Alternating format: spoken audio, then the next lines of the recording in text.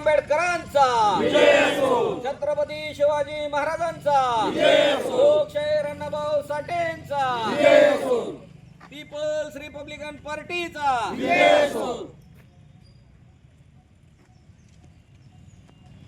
मी people's Republican पार्टीचा महाराष्ट्राचा युवक प्रदेशाध्यक्ष सोमनाथ भोसले।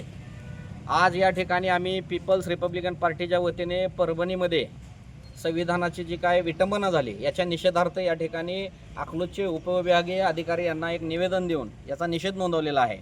आणि ह्या निवेदनाच्या मार्फत आम्ही देवेंद्र फडणवीस साहेबांना हे निवेदन आम्ही प्रांतामार्फत देत आहोत।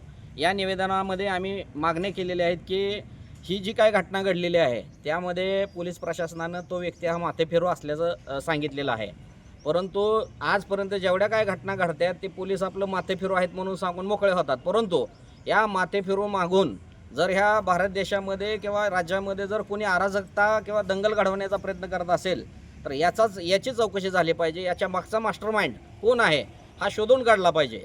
ही घटना घडल्यानंतर परभणीतील जे काही भीमसैनिक आहेत त्यांनी त्या ठिकाणी निषेध नोंदवला। निषेध नोंदवल्यानंतर पोलिसांनी काही भीमसैनिक आणि निरपराध महिला भीमसैनिकांवरती त्या ठिकाणी लाठीचार्ज केलेला आहे आणि या लाठीचार्जमध्ये या काही महिला आणि भीमसैनिक या ठिकाणी जखमी झालेले आहेत।